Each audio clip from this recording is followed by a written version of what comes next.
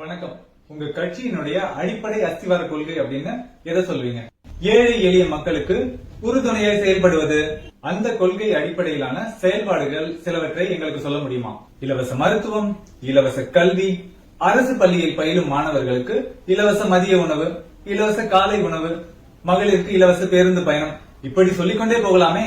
அந்த கொள்கையின் அடிப்படையில் ஏழைகளுக்கு இலவச சேவைகளை வழங்குவது மட்டும்தானா, அல்லது ஏழைகளை வறுமையிலிருந்து மீட்டெடுப்பதும் இதில் அடக்கமா? அதென்ன புதியதொரு பொருளாதாரம், புதிய அரசியல்? உதாரணமா இந்த பெண்களுக்கான ஃப்ரீ பஸ் நம்ம எடுத்துக்கலாம். ஒரு வேலைக்கு போகும் பெண் இந்த திட்டத்தின் கீழ் ஒரு நாளைக்கு சராசரியா 50 ரூபாய் மிச்சம் பிடிக்கிறாங்க.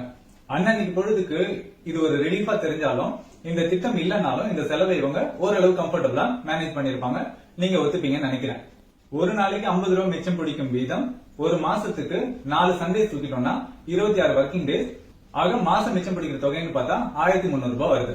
இந்த திட்டத்தின் கீழ் பயனடையும் பெண்களின் எண்ணிக்கை எப்படின்னு பார்த்தா சராசரியா 50 லட்சம் பேர். 50 லட்சம் இன்டூ ஒரு பெண் 1300 ரூபாய் மாசத்துக்கு மிச்சம் பிடிக்கிறாங்க. 650 கோடி ரூபாய் ஒரு மாசத்துக்கு. இந்த 650 கோடி ரூபாய ஏதோ ஒரு வணிகத்துக்கு உட்படுத்தி இருந்தா, புதுசா எதுவும் கூட முயற்சி பண்ண வேண்டாம், உங்களுக்கே நல்ல பரிச்சயமான சினிமா விநியோகம் அல்லது ஒரு ரியல் எஸ்டேட் இதுல நீங்க உட்படுத்தி இருந்தா கூட அது ஓரளவுக்கு வளர்ந்திருக்கும்.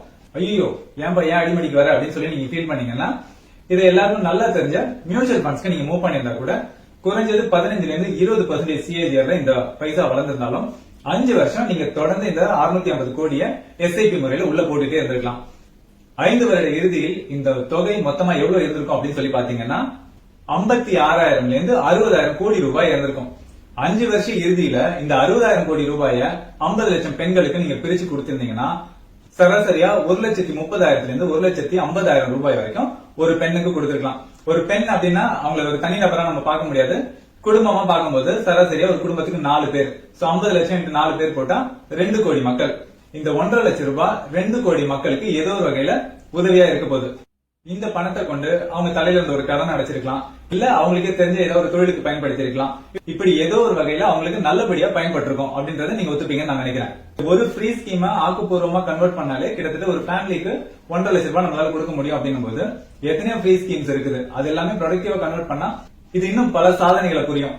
அப்பப்போ சின்ன சின்னதா கொடுக்காம இந்த மாதிரி 5 வருஷ இறுதியில நீங்க ஒரு பெரிய தொகையா கொடுத்தீங்கன்னா அது அந்த குடும்பத்துக்கு பயன்படுத்து அப்படின்றத தாண்டி உங்களை ஆட்சியில் நீடிப்பதற்கு இதுவே ஒரு பெரிய காரணம் அமைய வாய்ப்பு இருக்கு.